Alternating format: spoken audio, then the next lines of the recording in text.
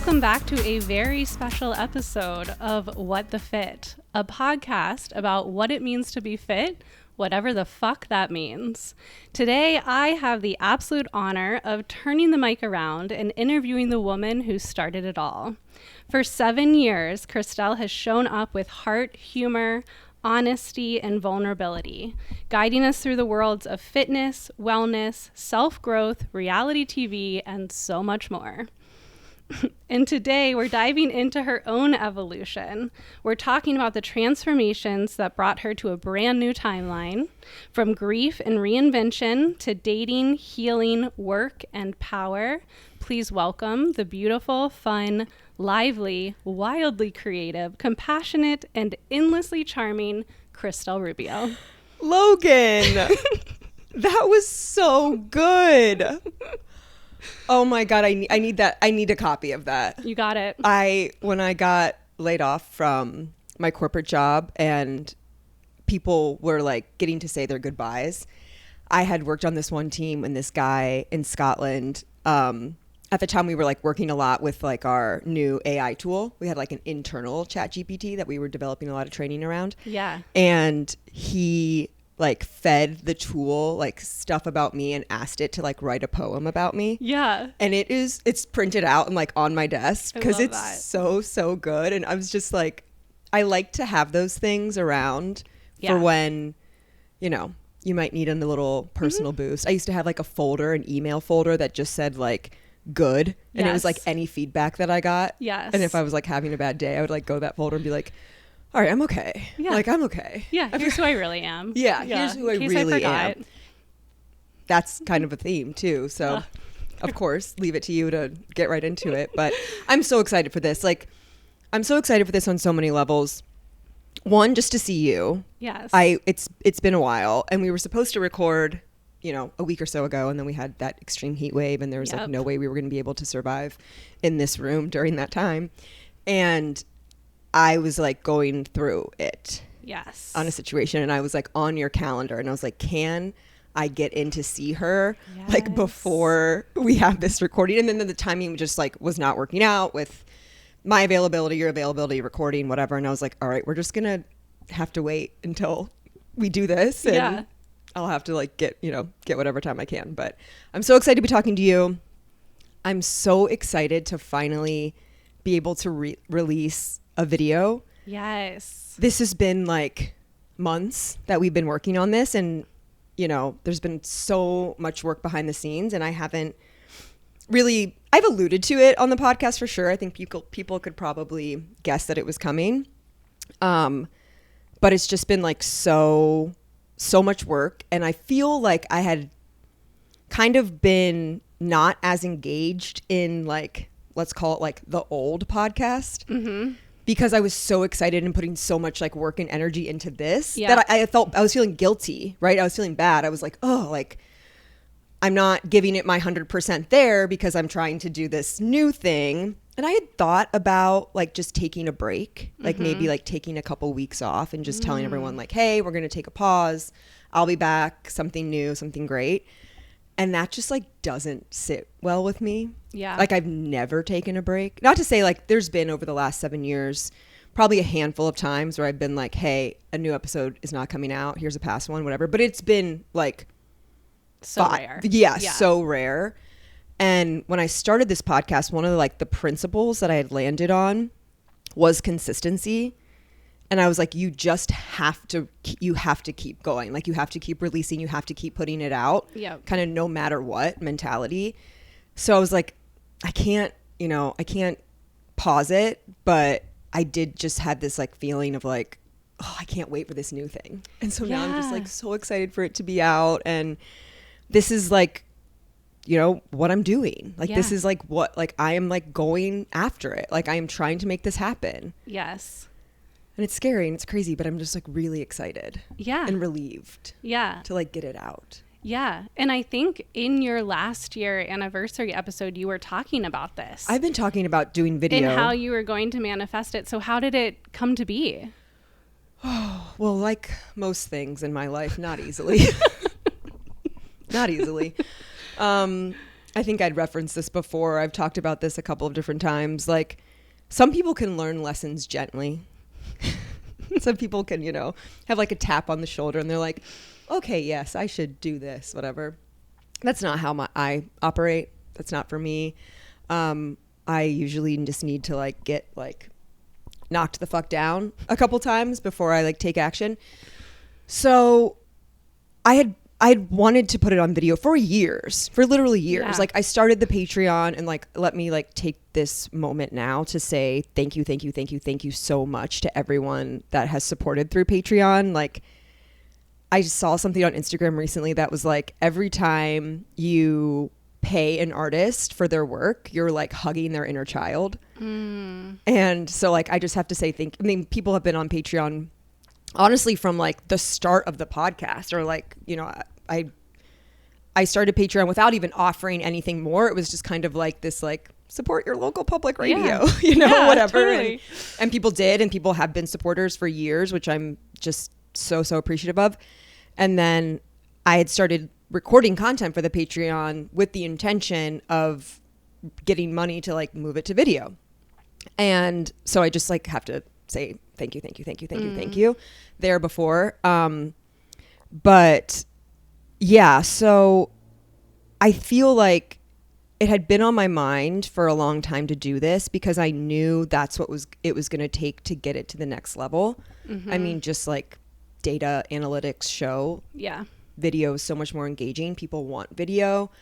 And so like, I knew that's what needed to happen.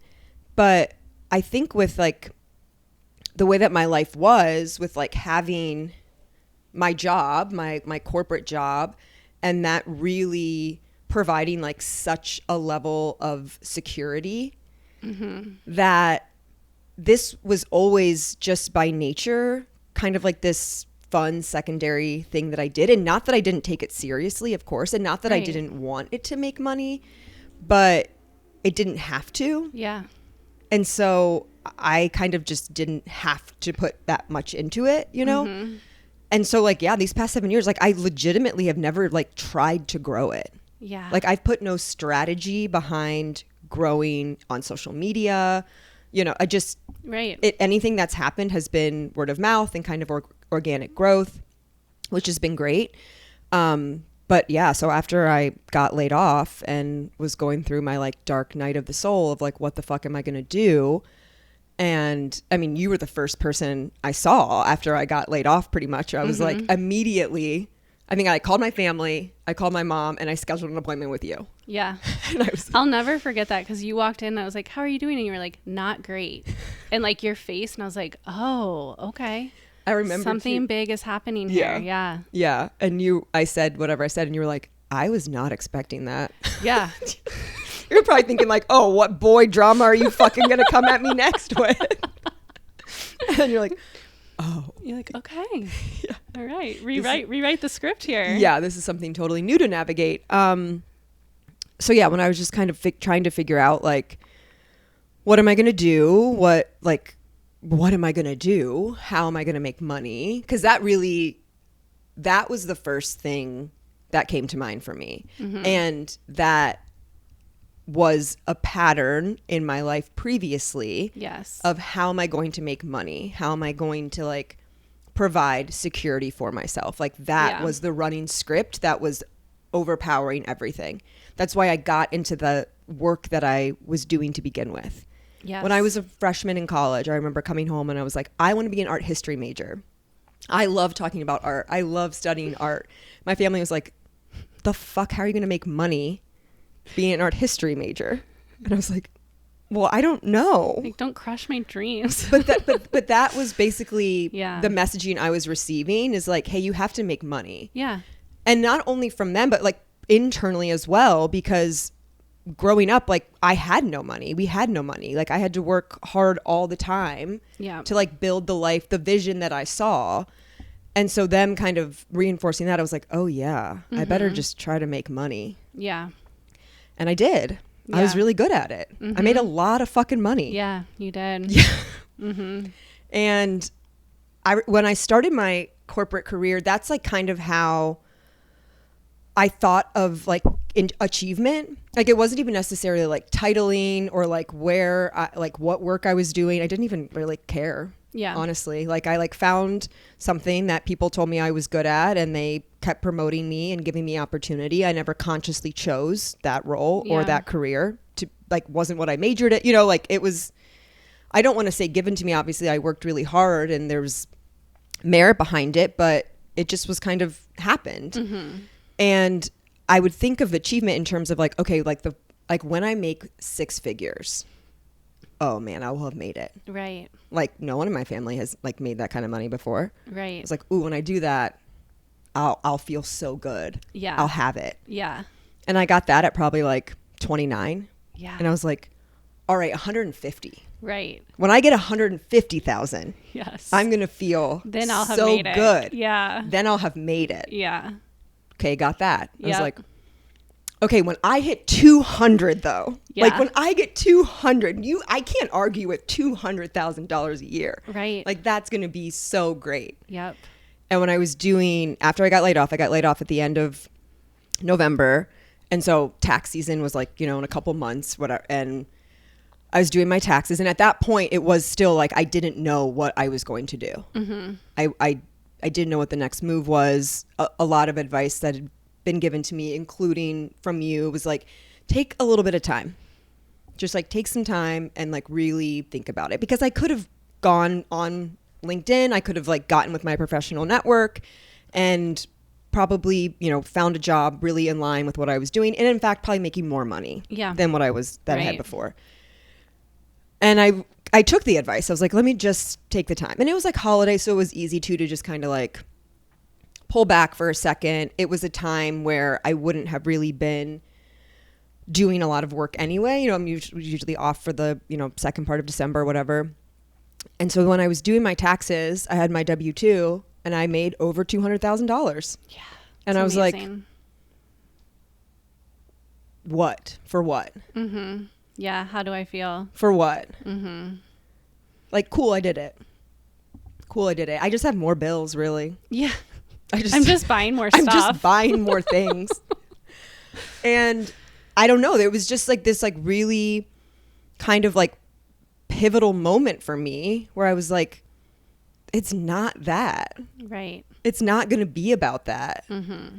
Like, yeah, I'm just keep making more and more money and creating more and more work outside of that job for me to feel alive. Mm-hmm. Yeah. Because that's what this podcast has always been about. Like, it was just this creative outlet that like I had to do. Right. Like there was no choice for me in the matter. Right. Like it was just something like I had to do. And people will say all the time, like, oh my God, you've been doing this for 7 years, a weekly episode for 7 years. Before I was doing, twice weekly. I mean, technically with the Patreon, it's twice weekly.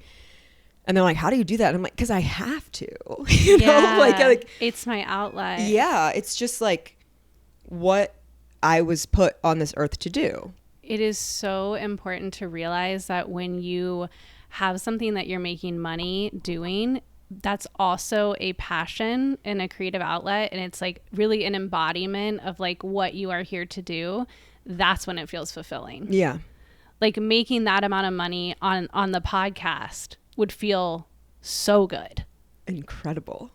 Yeah. It would feel incredible. Because it's like you're living your life's purpose by doing that and sharing and having these conversations with people and inspiring people. Yeah. But yeah, going into this 9 to 5 and just checking off a list, basically making a bunch of money for somebody else, really. Truly. And getting a little, piece of it. Truly. Not fulfilling. No. And then giving them 11 years of my life and it can just be gone. Yes. Like that. Yes.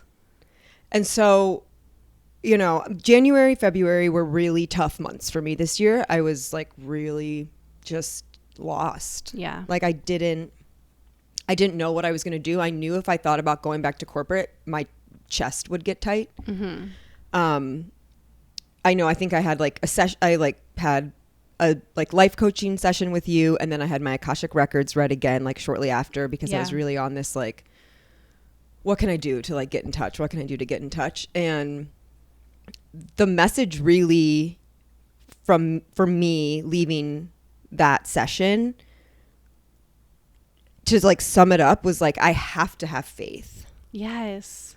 Like I have to have faith in myself. I have to have faith in the universe and like however it's going to work out for me. And these past months, you know, have just been such a I've never had to practice faith like I've had at that time, where I'm like, I don't know what's going to happen. I don't know what I'm going to do, but I just have to believe that it's going to work out. Yeah.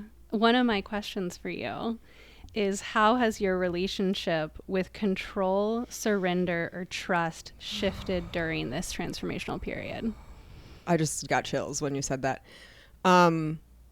Yeah, no, it's been like, it's been serious work. That has been all the work, which has been really nice to have that be the work and it not be about like my body or like my health journey or like, you know, what wellness practices am I doing? Like what workouts am I doing? You know, like all of that sort of thing. Yeah.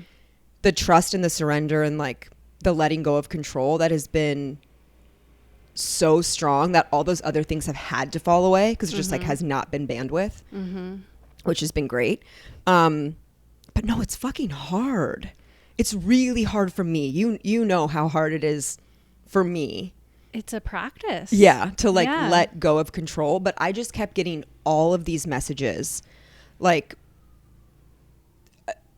everywhere I was looking, just like popping up at random different places that were really like, you have to surrender. Yeah. You have to let things flow. Like you are not in control right now. Yeah. We like always talk about the pattern, the app, the pattern. Yes. Which we're like, the pattern knows us better than we know ourselves. Truly. It does. Truly.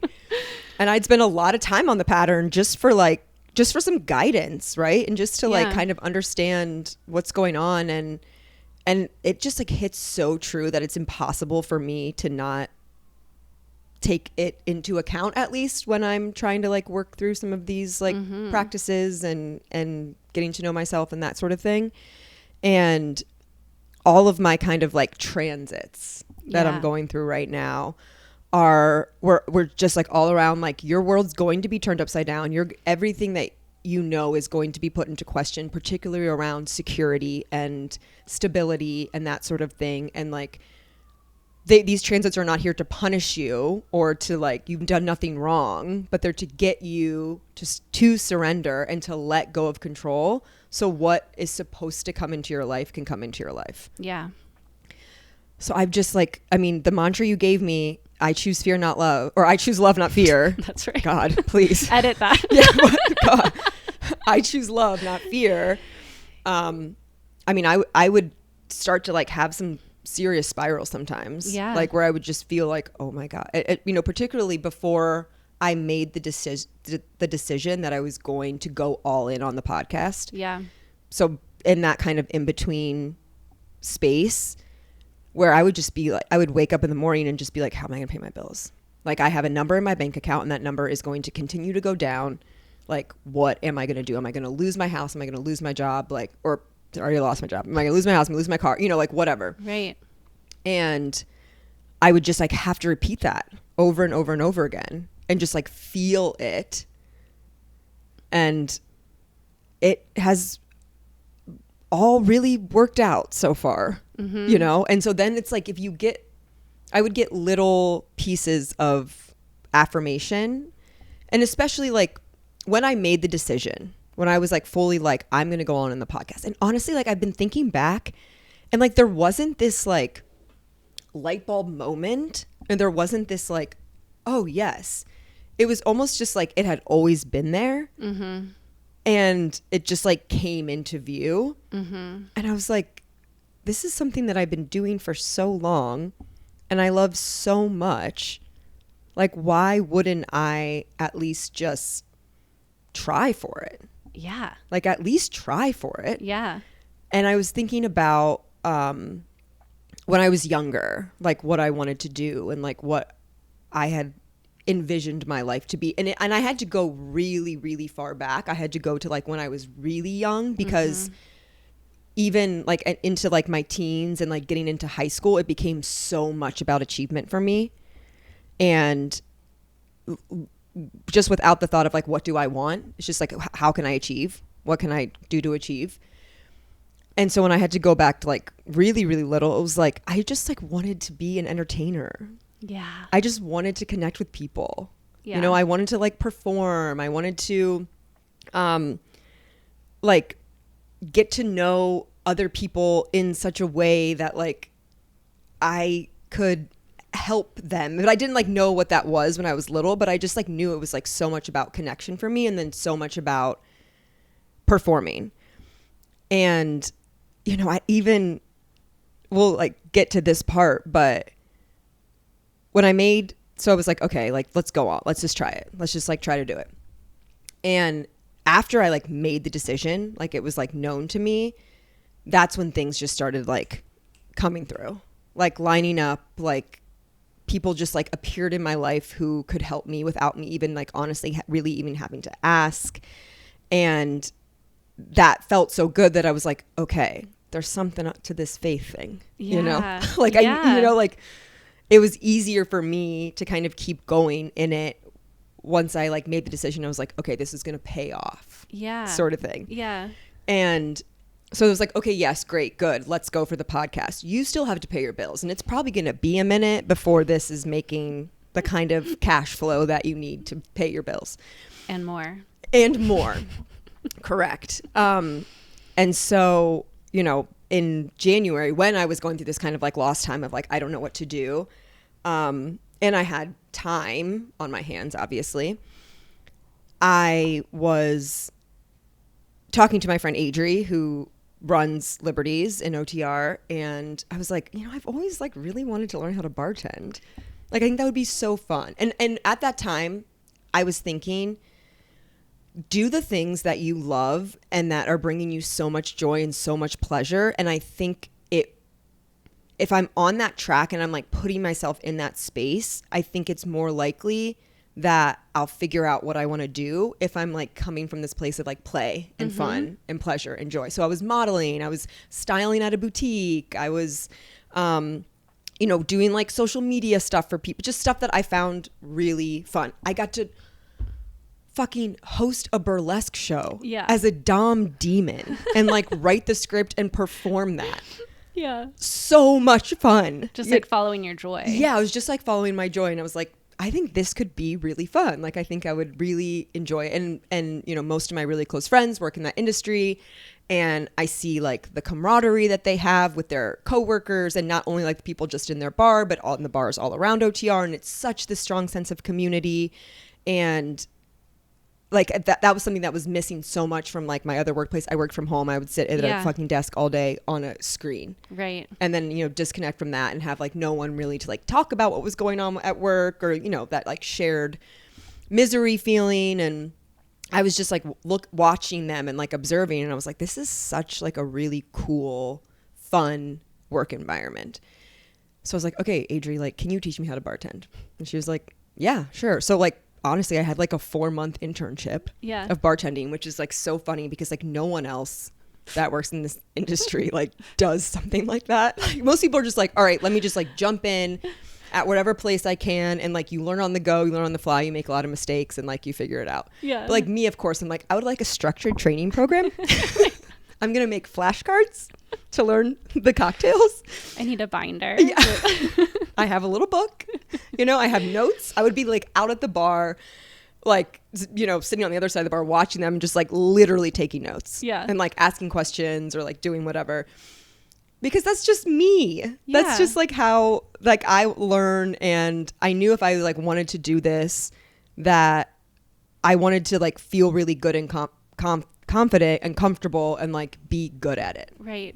And so I'd been doing that, you know, for months, and I was like, okay, the plan is I'm going after the podcast. I'm going to pursue my art. I'm going to live my dreams, and I'm going to bartend to pay my bills. And so like during that time of that like internship, let's call it, like I wasn't getting paid. Like I would just go in to work and like help her out and like learn all I could and work a shift and, you know, take that knowledge and go on. And like I'm like just so extremely grateful for everyone that helped. Like they didn't have to do that. Right. You know what I mean? Like that's their time, which is like your most valuable resource. And And they just like literally set me up to like be able to survive, and like that I'll always be so grateful.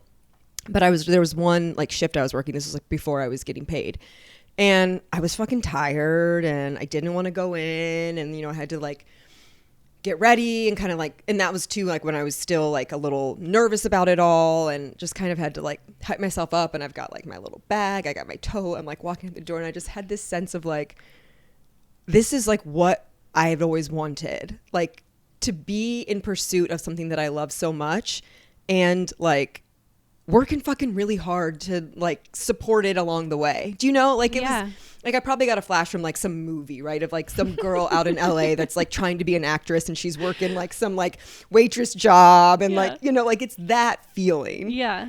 And it just felt, I was like so aligned, like I was like, yeah, this is what I want to be doing, and how I want to like live my life for the first time at 37. You know, like this is what I want.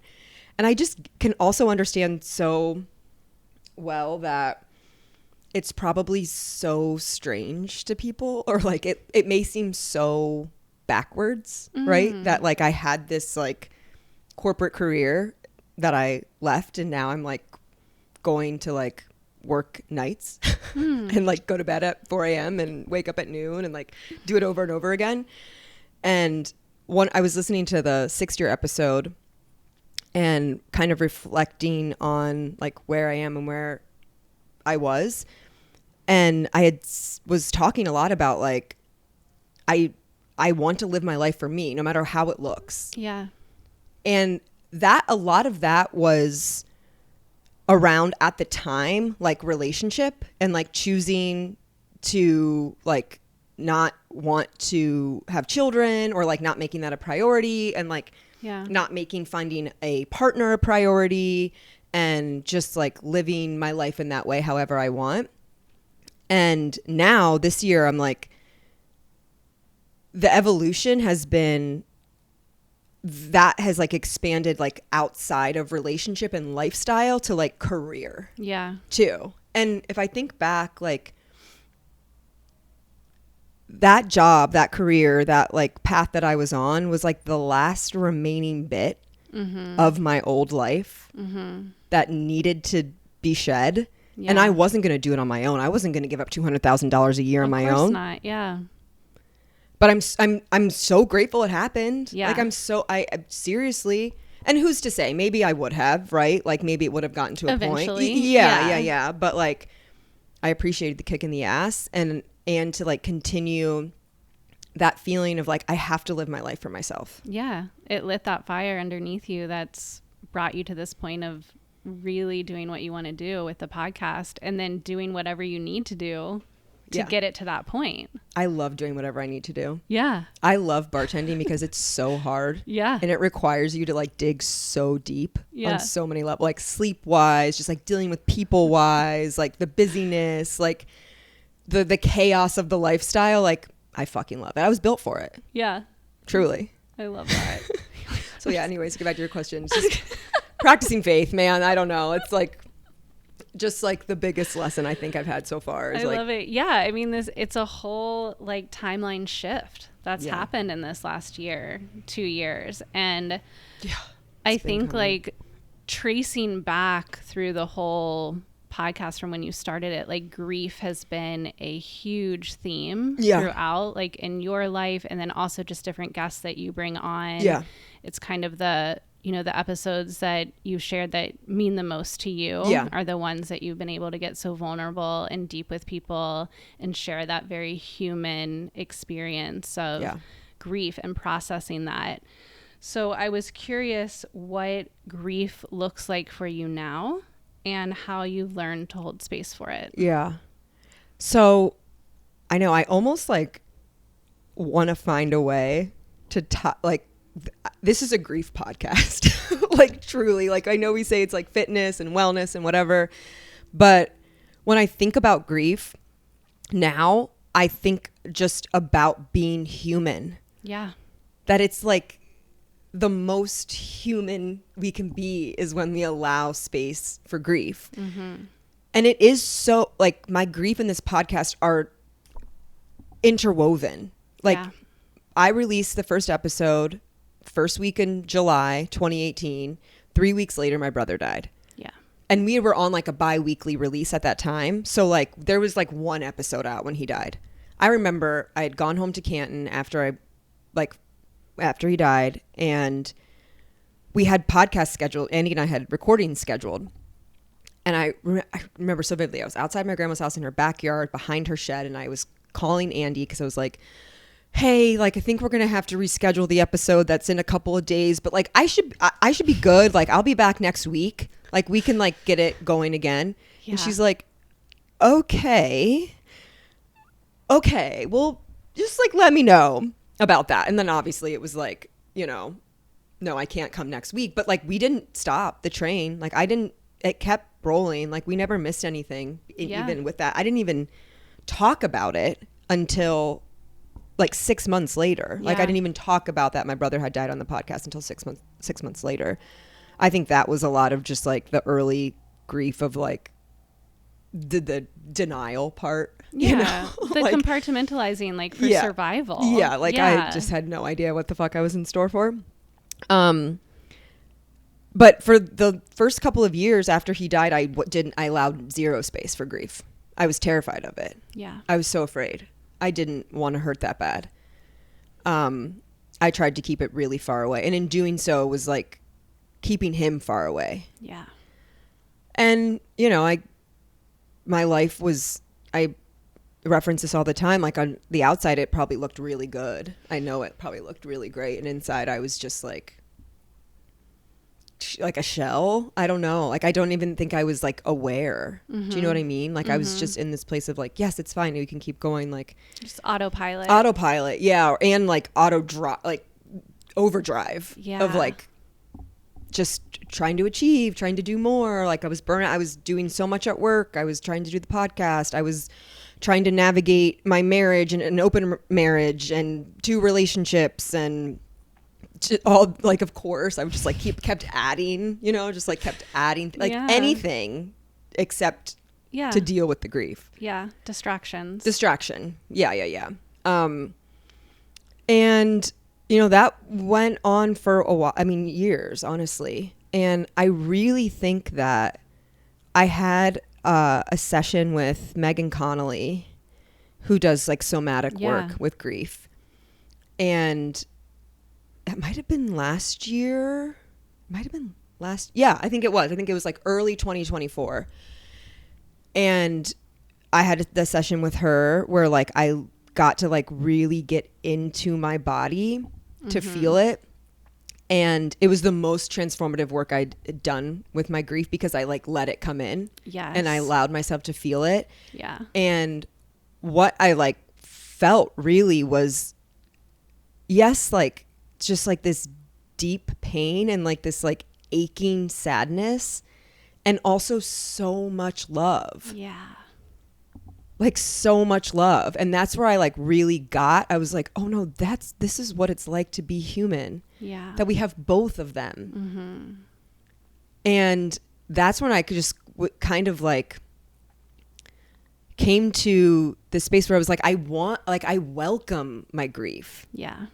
Because I want to be human, and like I want him with me. Yeah. And so that's like that's where I've been for the past, you know, maybe like year and a half or so, is like just like letting it come. So like I was driving yesterday and I was thinking about Joe, and like the anniversary of his death will be coming up in a couple weeks. And I just felt so sad. Yeah. You know, like I like miss him so much. And I was just like thinking like, oh my God, he was 26. And like, what would he be like in his 30s? And like, what would he be thinking of like everything that me and my family are doing? And like my sister just got engaged. And and I just like was like, okay, let's just like let be with that, you know, like feel it.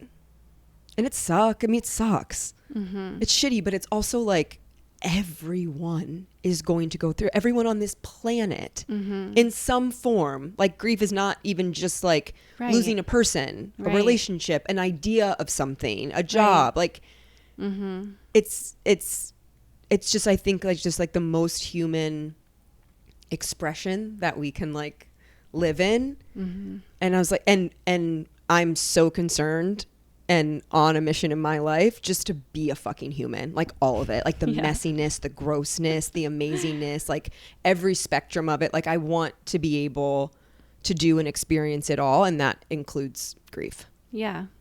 And grief ultimately is what makes us live. Yeah. It's what makes us feel alive. Yeah. It's like being able to live those parallels and being able to come to the real awareness that we're all going to die. Yeah. We're all going to lose, you know, who we have. And that's horrible. We don't want to focus and think about that all the time. But when it happens to you as someone who you love so deeply and closely, and you let yourself go into that space, it opens this whole other awareness of the preciousness. Yeah. Yes. Yeah. And like that we don't want to really think about too that we're going to die. Oh, right. No. Like this is limited. This is really quick, actually. Yeah. You know, and like we can have all these distractions and we can, you know, do whatever we need to do to like take our minds off of that, which I think is like the functioning like reality of society. Yeah. You know, like, yeah. Let's not think about that. We're all going to die and we can die at any minute and we have no idea when or how it's going to happen. Right. Fun. So fun. But that's being human. Yeah. Like that's it for us all. It's like the most shared common experience. Yeah. And you've been doing such a beautiful job of being present. Like even listening in your most recent podcasts about like your girlfriend that was like, oh, summer's going to end. And you're like, no, summer just started. Yeah. And like the vision of you in the quote unquote club bar that you work in, looking in the mirror and being like, here I am. Yes. Like nothing else is here, but I'm present in this moment. Yeah.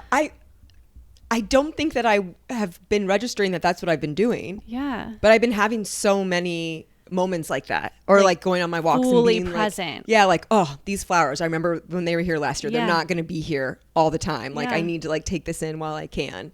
I do that a lot with like bartending, or like, you know, if I'm like leaving the bar at 3 a.m. and like walking, you know, to my car and it's like night and it's whatever. And I'm like, wow, look at what you're doing. Yeah. And like, that's what makes us feel. Thought? Yeah. Who would have thought? Who would have fucking and thought? Then you feel alive and you feel here, and time doesn't feel like it's rushing by. You just get to be absolutely in the moment and present and alive and grateful for that. Yeah. Yeah. I have felt very alive. Yeah. I have felt very alive. And like for whatever that means, right? Not to say like it's good, you know, not like, you know, like a neutral, like I'm alive. Yeah. Which is amazing. Right. Which is amazing. It's amazing. Such a gift. Yeah. And it's funny, like even now when you ask me about grief, like I just went to Joe, but like I also lost my my mother figure in my life. And I feel like there's going to be work around that will come when it's supposed to come. Do you know what I mean? Yeah. Like that's even feels so fresh. Yeah. And hasn't even been a year. But I mean, I don't know, like with her and it's just probably, it's just so different. Every experience is so different. Like, you know, she was 81 and she lived a wonderful life and loved so many people and so many people loved her. And at the end of the day, that's all that fucking matters. So to me, that's a wonderful life. And she had, you know, had Alzheimer's and was just like so not with us the way she was for a long time. Yeah. Where I can remember like when she was like in the nursing home and like getting ready to die, like we like were watching her die. And I was just kind of like, this is going to sound ridiculous, but this is just who I am. I was just kind of like, you're useless to me like this. Like I want you to die so that you can be my guardian angel and like you can like be with me in that way, because this isn't like you. Right. So now it's like almost this like, it doesn't feel like sadness that she's not here. Like I'm like, I wish you were here to like see this, but it's almost been like, it's been so long since then that like I've already grieved it. Yes. Or like I've already accepted that she wasn't with me in that way anymore. You naturally, the space was naturally created for you to grieve during the process of it. It wasn't like your brother where it was a tragic accident. Yeah, and he wasn't supposed to go at 26. Yeah, where it came out of nowhere and like was against the natural law. Yeah. That's it. But I'm sure I'll have like a lot of work to do with her. Yeah, the layers unfold. Totally. Yeah. How do you feel that grief shapes the way you approach connection to yourself and others? To myself, I think once I kind of was able to realize this like human element of grief and how I started to welcome it in, it allowed me to be so much more compassionate and soft and gentle with myself, which is something that all of my like coaches and guides and any like work I've done have like consistently over the years been like soften, grace, soften. I'm like, okay, how? Like I couldn't even really understand the concept. Yeah. And it was when I was going through the terrible breakup, which like you were arm in arm with me, like no, like lockstep with me, like so grateful. Yeah, I will like give you shit before to be like, Logan, why didn't you just tell me to get the fuck out of there? Like, why were you screaming and shaking me and like slapping me in the face? And you'd be like, you had to go on your journey. It wouldn't have worked. It wouldn't have worked. Yeah, it wouldn't have worked. You're right. But it like going through those moments, like going through that experience, which is a grief all in its own for sure. I would just like really got to learn what it was like to like hold myself. Yeah. Like literally I remember I would practice like hugging myself. Yeah. Like hands on my body. Like, you're okay. We've got this. Like, I'm going to be here for you. Like, I'm not abandoning you. I'm not going anywhere. And when it comes to connection with others, I've found, especially now in this like single space, that I get to like meet new people in a romantic sense, or even if it's just like friendship, if they're not able to like go deep with me, or like if they're uncomfortable with me being in discomfort or having like, you know, any kind of like grief, like I just know like there's not the people for me right now. Like for where they are right now is like not for me. Like I was starting to see this one guy, and it was around the time, it was around the time we lost Patrick Herringer. Yeah. And, you know, that was terrible, you know, and like obviously like brings up so much, and I'm just like feeling a lot, and I was like talking to him about it, and I could just tell that he not that he did anything wrong necessarily, but I could just feel energy wise he was like, I'm not comfortable with this. Yeah. And I was like, okay, that's fine, that's where you are, but like it's not really gonna be able to work for me. Yeah. So I feel like it's just like really, I already like want to connect deeply. Like if we're connecting, it better be fucking deep. But now even more so. I'm like, I want humans. Like there's a necessary depth that has to be met. Yeah. And a necessary like acknowledging of your humanness. Yeah. Yeah. Yeah. I feel like I live in that world. You do. And like you're bring so people good into that world. Yeah. But sometimes we forget, like a lot of people don't live there. No, and a lot of people don't live there. A lot of people don't, and they're not comfortable with it. And that's, you know, that's okay. I really think like we're all here and we're evolving and learning lessons at our own pace. Exactly. But yes, it's very difficult to hold space or even to have the desire to want to connect or put energy into a relationship that you know won't reach that. Yeah. And I see it a lot, like especially working in the community, which I like love so much. I love being able to like go down the street and like I'm at work, and the people that I'm serving and interacting with like live and work and play down here, and like we're all just like doing it together, and you know, so many people are doing this job to pursue their dreams, and their, you know, they're artists and they're performers and they're entertainers, or, you know, whatever it is. Like I just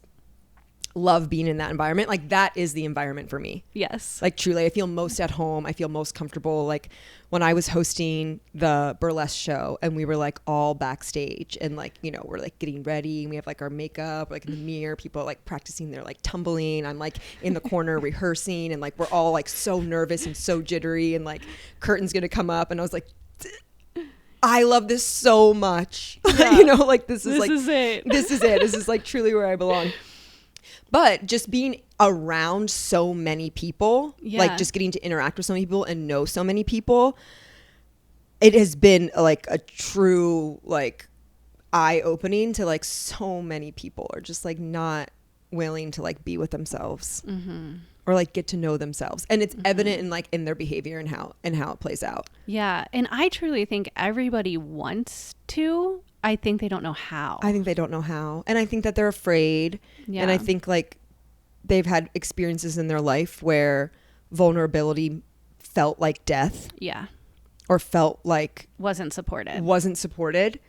And it's really hard. I mean, it's really hard for me as someone who has like dedicated their life to like getting to know myself. And that has always naturally come to me. And then plus I've been able to meet with people like have in my orbit people like you and like people that their careers are this, you know what I mean? Like I've had so many tools and so many resources and it's still so difficult. Right. And so like most people are not exposed and don't have those kind of opportunities. So then like, yeah, you're just like, what do you do? But like, that's also why I have this podcast. Yeah. Because I feel like if people can listen and hear others going through those things, maybe that triggers something in them that's like, oh, can I think this way? Or like, have I been having this thought pattern? Or like, they've never thought of it before. It's never even crossed their mind. And now maybe through a story or through, you know, this conversation, something gets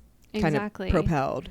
Yeah. I like to think of it as like just going around and planting little seeds. Yeah. Like maybe it's the one thing you say, you know, or the one look you give them or how you respond to something they say that just plants this little idea that like, oh, maybe there's something more. Yeah. Yeah. And to take away kind of like the performative piece of it, because like obviously the podcast is entertainment. It's entertainment, right? Also, but I've just always felt, and I've had other people tell me like, if I'm myself, if I'm like just can be myself, then it will allow space for other people to be themselves. And I know that to be true because I see it in others inspire me. Yeah. Right. I see them being themselves. Yes. And I'm like, fuck, I want to live like that too. Yeah. You know, I want to live out loud like that too. Yeah.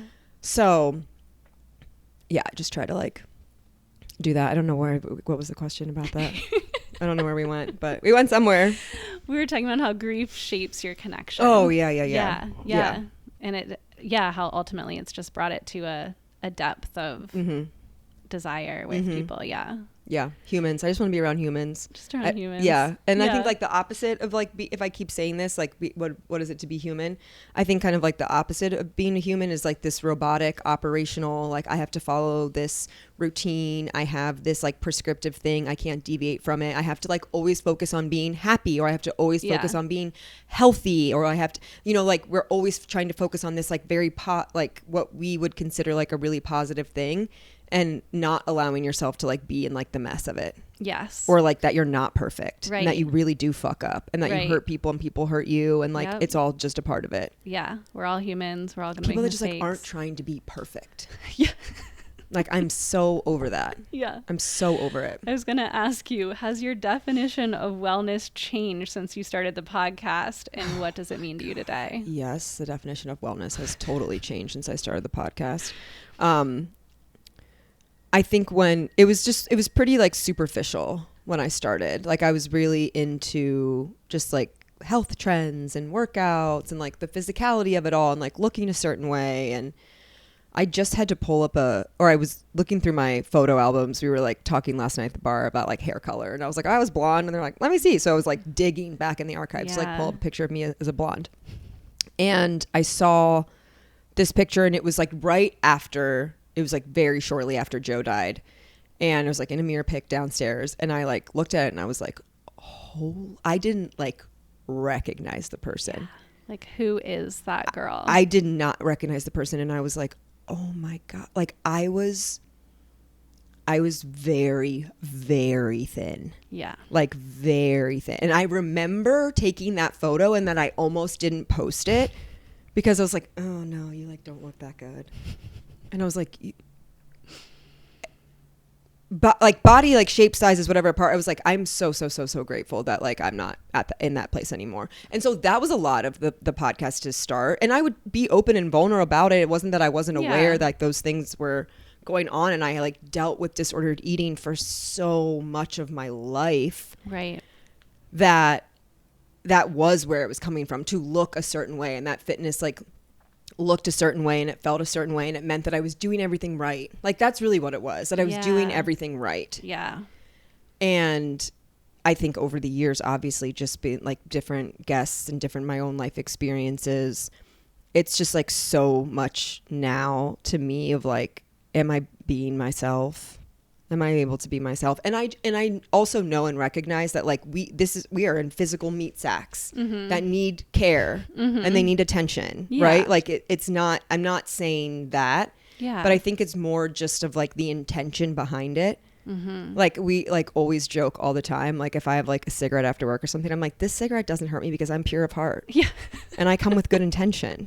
I'm like, surrounding myself with light. Yeah, exactly. Like it can't hurt me. Yeah. And obviously we're joking and like cigarettes are bad for you. We know. I actually don't really give a fuck. Right. Like I truly don't. Like if I want to have a fucking cigarette after work, I'm going to have a fucking cigarette after work. I tell you that right now. And so your view is more holistic. It's more well-rounded. You're like, what's your view of wellness? I'm like, cigarettes after work. Cigarettes after work. But truly, but I think also too, it's like, I feel good right now. I feel so good despite like all of these like health practices that I can no longer maintain, one because of budget, one because of time, like whatever it is.